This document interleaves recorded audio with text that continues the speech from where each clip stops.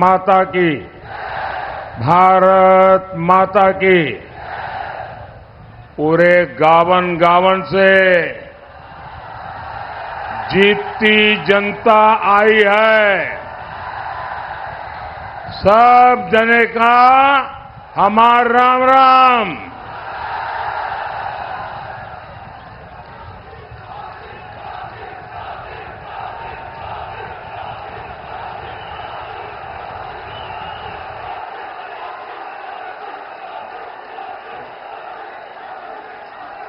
मैं माता बड़ी चंद्रिका और जमुना माता की धरती को श्रद्धापूर्वक प्रणाम करता हूं। मैं रानी लक्ष्मीबाई की कर्मभूमि बुंदेलखंड को नमन करता हूं। बुंदेलखंड के लोग राष्ट्रहित के लिए सबसे आगे खड़े होने वाले लोग हैं। जिसको 4 जून का नतीजा जानना हो वो बुंदेलखंड में ये दृश्य देख लें।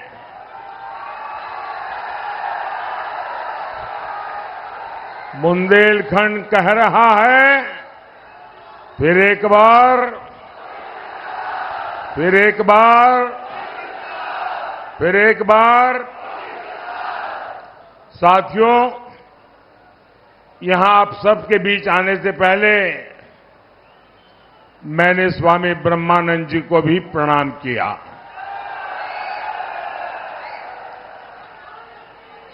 स्वामी ब्रह्मानंद जी जैसे महान सेनानी,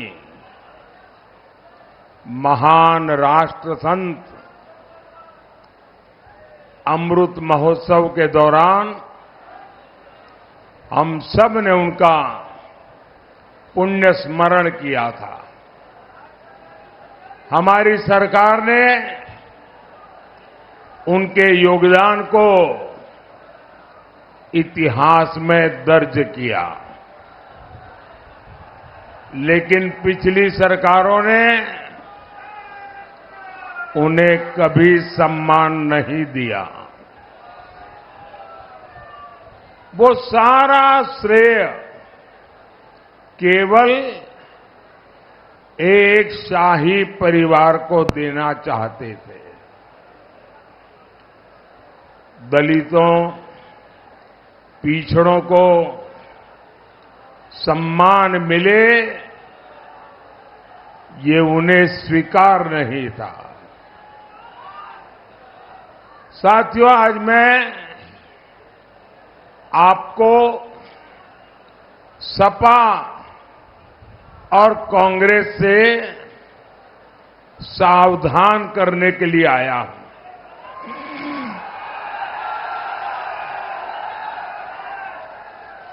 सपा कांग्रेस केवल आपका वोट तो ले लेते हैं, लेकिन ये लोग सरकार में आते हैं तो सौगात किसको बांटते हैं?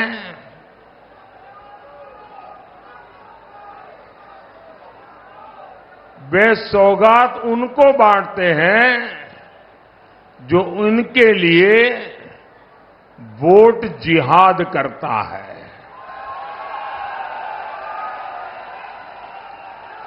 ये फोटो वाले सब फोटो नीचे रख दो और अपने हाथ नीचे करके आराम से बैठो। पीछे लोग डिस्टर्ब हो रहे हैं।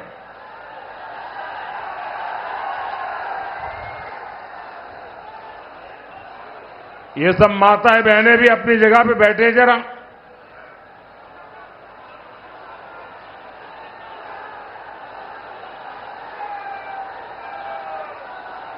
ये आप लोग जगह कब्जा करते, पीछे वाले परेशान होते हैं भाई।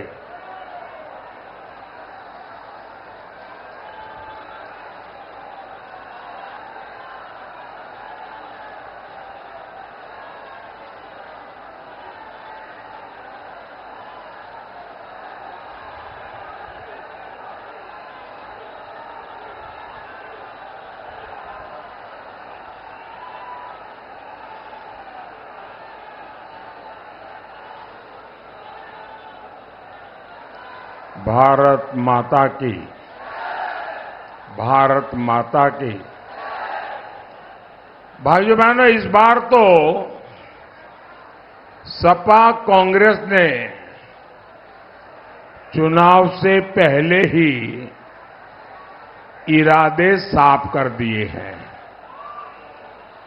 कांग्रेस कह रही है कि वो सबकी संपत्ति की जांच कराएगी। फिर आपकी संपत्ति में से एक हिस्सा अपने जो वोट जिहाद करने वाली वोट बैंक है, उन लोगों को दे देंगे। आप मुझे बताइए भाइयों, आपकी संपत्ति किसी भी सरकार को आप छीनने देंगे क्या? अगर मेरी बात पहुंची है तो सब लोग जवाब देना। क्या किसी भी सरकार को आप अपनी संपत्ति छीनने देंगे क्या? किसी को लूटने देंगे क्या? आपके माता पिता ने जो मेहनत करके कमाया है, उस पर आपका अधिकार है कि नहीं है? वो आपको मिलना चाहिए कि नहीं मिलना चाहिए?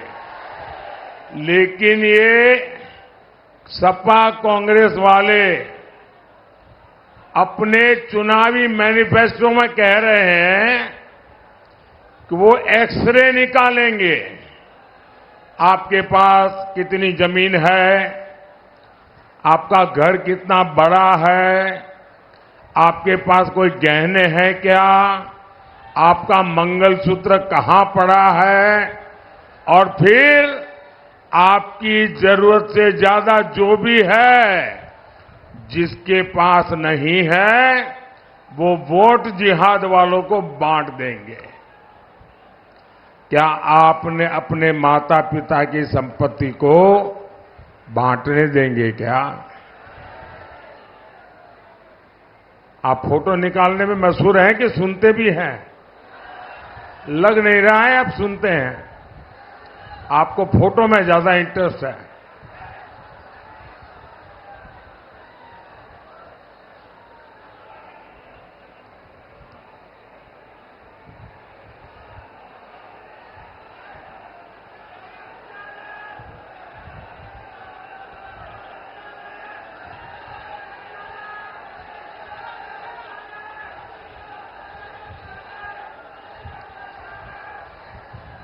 देखिए, जगह कम है, कृपा करके आगे आने की कोशिश मत कीजिए। जहां है वहां खड़े रहिए ना।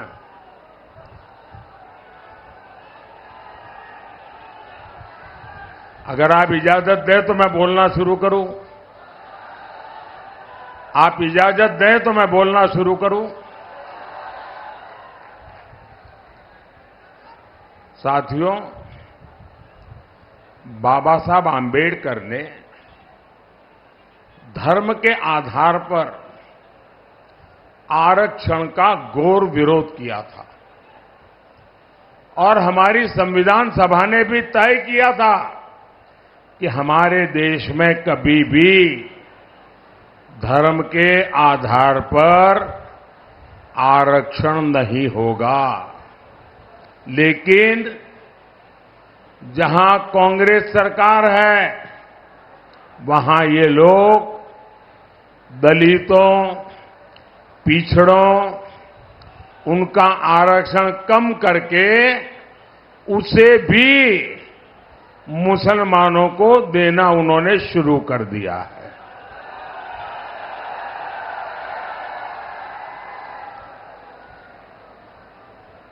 आप जानकर के आश्चर्य होगा, ये संविधान की कैसी अवहेलना करते हैं।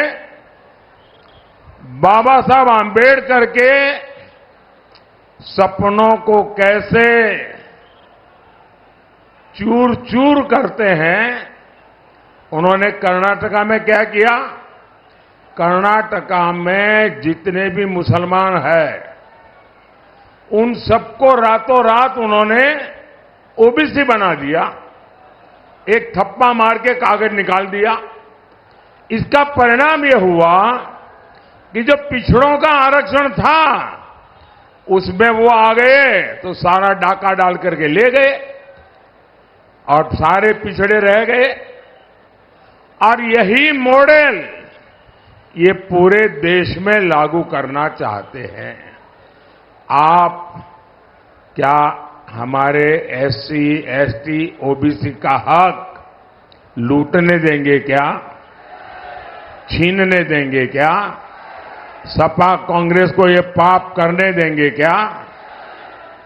साथियों, इतना ही नहीं, अब ये संविधान बदलकर एससी, एसटी, ओबीसी का पूरा आरक्षण मुस्लिमों को देना चाहते हैं। मैंने समाजवादी पार्टी से कहा था, अरे आप तो दिन रात पिछड़ों की बातें करते हो, पिछड़ों की राजनीति करते हो, आप तो हिम्मत करके ये पिछड़ों के साथ जो अन्याय करने का षड्यंत्र चल रहा है, पिछले दरवाजे से पिछड़ों का आरक्षण लूटने का जो जाल बिछाया जा रहा है, जरा उसका विरोध तो कीजिए। लेकिन ये सपा वाले मुंह पर ऐसा ताला लगा के बैठ गए, ऐसा ताला लगा करके बैठ गए कि वो बोलने को तैयार नहीं है। क्या ये सपा वालों को भी माफ कर सकते हैं क्या? साथियों, कांग्रेस आपका आरक्षण खत्म कर रही है और सपा उसका समर्थन दे रही है। और किसकी खातिर? सिर्फ और सिर्फ जो वोट जिहाद करते हैं वो वोट बैंक के खातिर करना चाहते हैं। साथियों, सपा वाले तुष्टीकरण के लिए किसी भी सीमा तक जा सकते हैं। हमारे कल्याण सिंह जी देश के इतने महान नेता थे, उन्होंने पिछड़ों का इतना सम्मान बढ़ाया, उनका निधन हुआ तो सपा के मुखिया उन्हें श्रद्धांजलि देने तक नहीं गए। और कारण क्या है? कारण यही है कि हमारे कल्याण सिंह जी, बाबूजी राम भक्त थे, इसलिए मृत्यु के बाद भी कल्याण सिंह जी ने राम मंदिर के लिए अपनी सरकार बलिदान कर दी थी। अगर ये बाबूजी को श्रद्धांजलि देने जाते तो इनका वोट बैंक नाराज हो जाता। और वोट बैंक को खुश करने के लिए लोग क्या करते हैं? जब यूपी में एक माफिया की मौत होती है तो ये उसकी कब्र पर फातिहा पढ़ने पहुंच जाते हैं। साथियों, सपा कांग्रेस के कुशासन में बुंदेलखंड ने कितनी पीड़ा झेली है, कितनी बदहाली यहां हुई थी, ये लोग भूले नहीं हैं। एक जमाना था जब सूखा बुंदेलखंड की पहचान बन गया था। बूंद बूंद पानी के लिए हमारा बुंदेलखंड तरसता था। और सपा कांग्रेस की सरकारें क्या करती थी?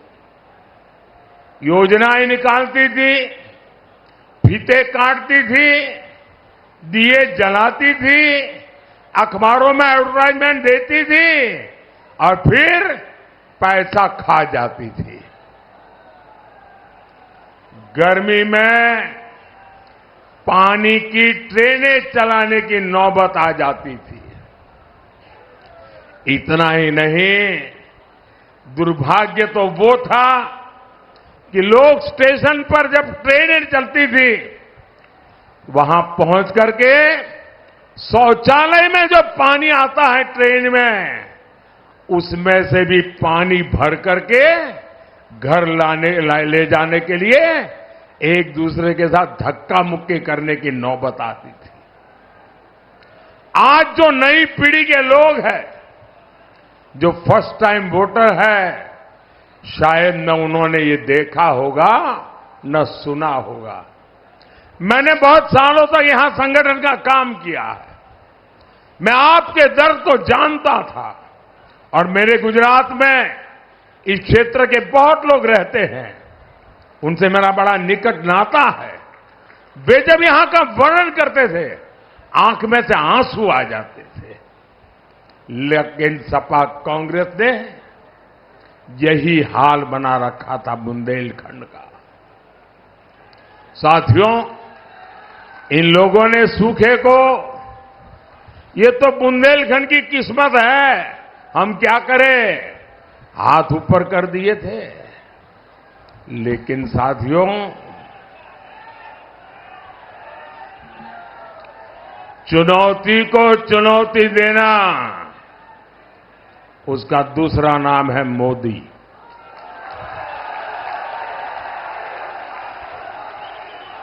और चुनौती से जो टकराता है, वही तो मोदी कहलाता है।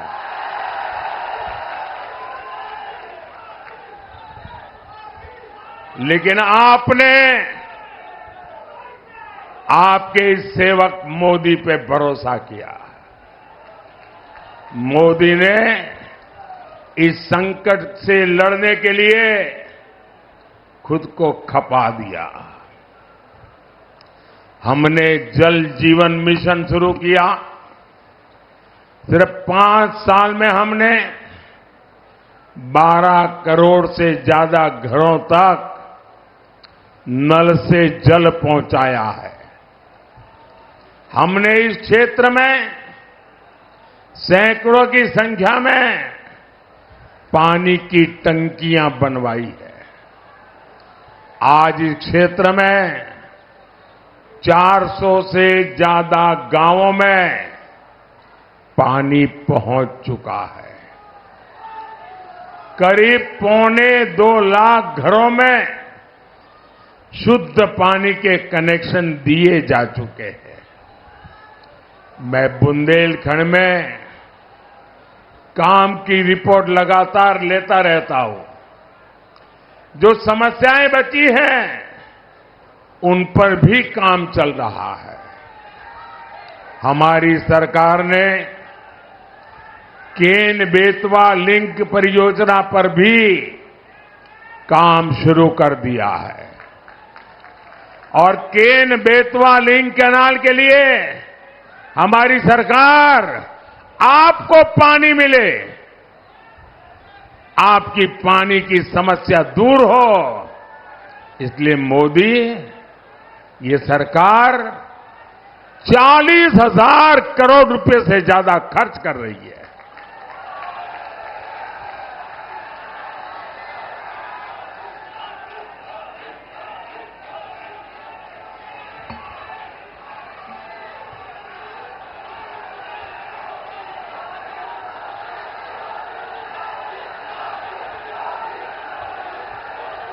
जब ये योजना पूरी होगी तो बुंदेलखंड के इतिहास में एक नया अध्याय शुरू होगा।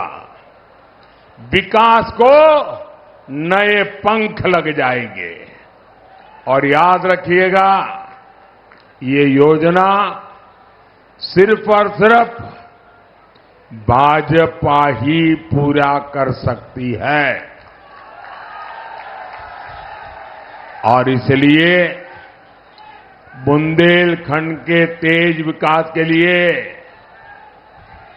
मैं आपके पास भाजपा को आशीर्वाद देने के लिए मांग करने के लिए आया हूं। साथियों, पिछली सरकारों ने बुंदेलखंड के किसानों को आत्महत्या के लिए मजबूर किया था।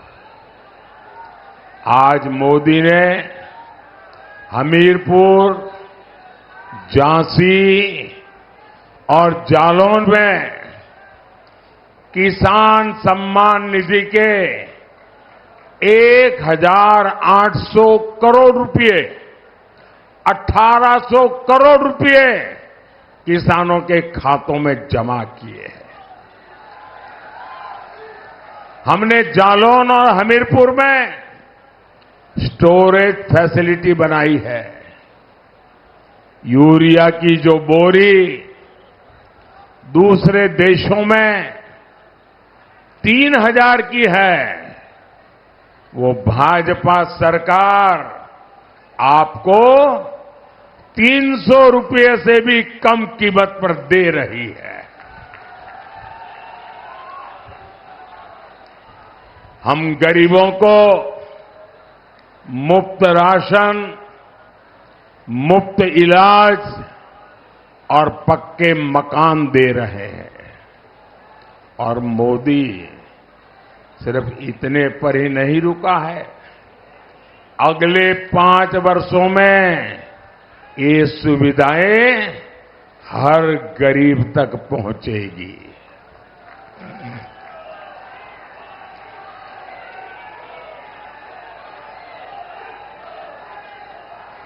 आप लोग मेरा एक काम करेंगे, अगर आप सबके सब हाथ ऊपर करके बताते हैं तो फिर मैं बोलूंगा। क्या आप मेरा एक काम करेंगे? आप मेरा एक काम करेंगे?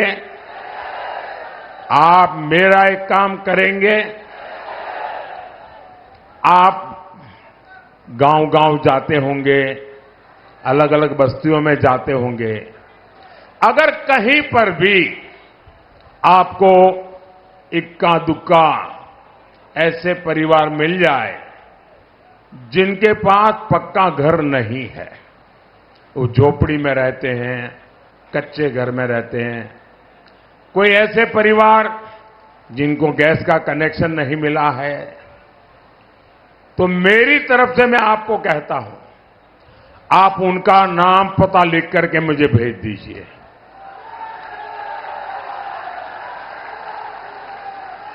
और उनको कहना कि मोदी जी हमीरपुर आए थे और मोदी जी ने गारंटी दी है कि 4 जून के बाद जब नई सरकार बनेगी तो आपका मकान भी बनेगा। आप मेरी तरफ से उनको गारंटी दे देंगे? गारंटी दे देंगे? मेरे लिए तो आप ही मोदी है। और इस काम के लिए हम 3 करोड़ नए पीएम आवास बनाएंगे, ये मैं आपको गारंटी देता हूं। साथियों, हर परिवार में आजकल बुजुर्ग होते हैं, माता पिता, दादा दादी, चाचा चाची, नाना नानी, और जो बेटे बेटी कमाते हैं उनके पास 2 जिम्मेवारी होती हैं। एक तो अपने बुजुर्गों की सेवा करना, उनकी चिंता करना, खुद का ख्याल रखना और अपने बच्चों की परवरिश करना। और 70 साल की आयु के बाद कोई न कोई छोटी मोटी बीमारी तो आ ही जाती है, तो स्वाभाविक जो बेटा बेटी कमाते हैं उन पर एक नया खर्च आ जाता है, 1,000-2,000 रुपया। कभी बड़ी बीमारी आ जाए तो सब कुछ गिरवी रख देना पड़ता है। और इसलिए जो बेटे बेटी कमाते हैं उन पर आर्थिक बोझ न पड़े, इसलिए मोदी ने तय किया है कि आपके परिवार के कोई भी व्यक्ति हो, आपके परिवार के 70 साल से ऊपर के जो भी लोग होंगे, अगर उनको बीमारी हुई, इलाज की जरूरत हुई, तो खर्चा आपका बेटा मोदी करेगा। अब वो इलाज का खर्चा आपको नहीं करना पड़ेगा। भाइयों बहनों, मेरा एक और संकल्प है, जो हमारी बहनें जिनके अंदर महारत है, उनको मैं ऐसे नई नई चीजें सिखाना चाहता हूं, काम के अवसर देना चाहता हूं, और मैंने तय किया है कि मैं 3 करोड़ लखपति दीदी बनानी है मुझे। ये 3 करोड़ लखपति दीदी, ये बहुत बड़ा काम है, लेकिन मोदी को बड़े काम करने की आदत है।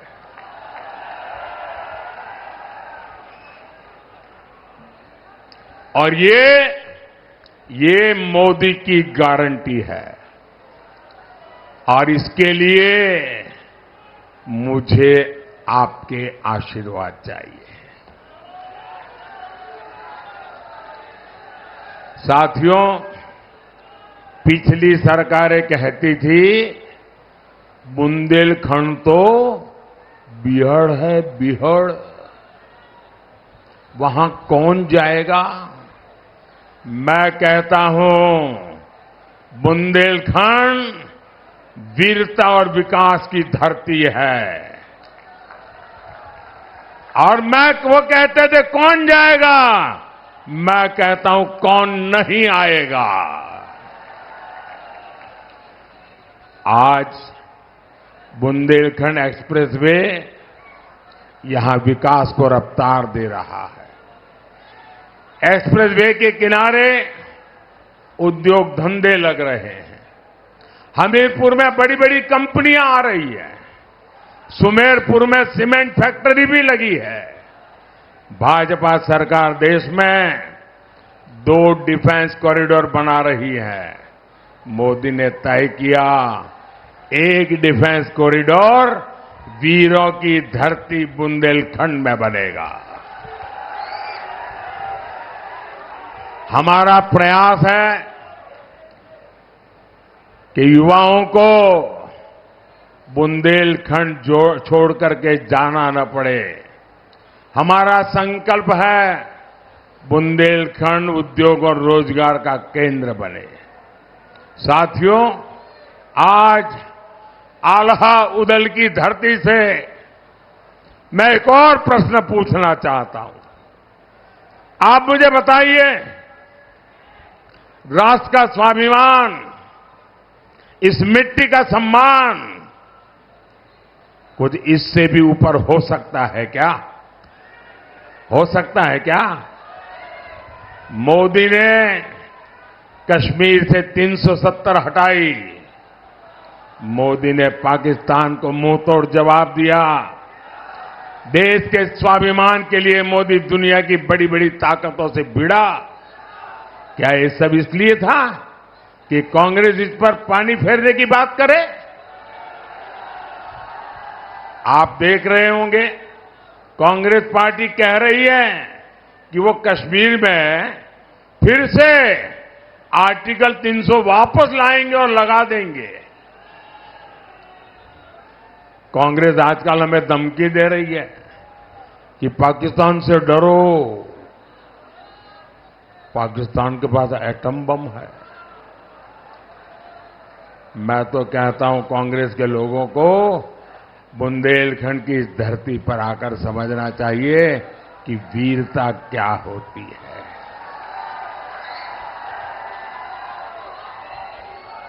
आप मुझे बताइए, हम पाकिस्तान को घर में घुसकर मारकर आए थे कि नहीं आए थे?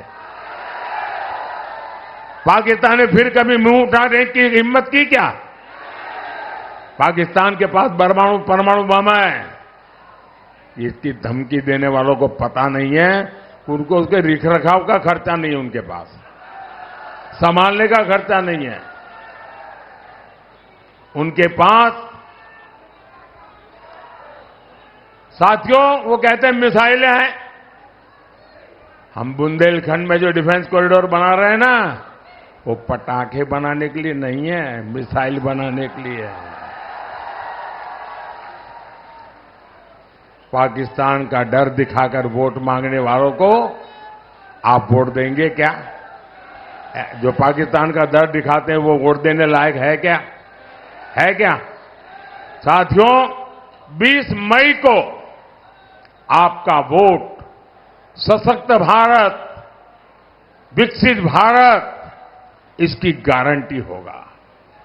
हमीरपुर में कुंवर पुष्पेंद्र सिंह चंदेल जी, जालौन में भानु प्रताप सिंह वर्मा जी और झांसी से श्री अनुराग शर्मा जी, आप इनके पक्ष में ज्यादा से ज्यादा मतदान करवाइए। कमल पे बटन दबाएगा और जब आप कमल पे बटन दबाएंगे ना, तो वोट सीधा सीधा मोदी के खाते में जाएगा।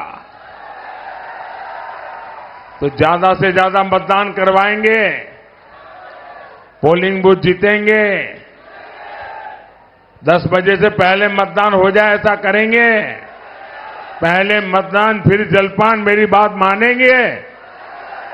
अच्छा, मेरा एक और काम करेंगे। कमाल है यार, मैंने मेरा काम कहा तो ठंडे पड़ गए। मेरा एक काम करेंगे,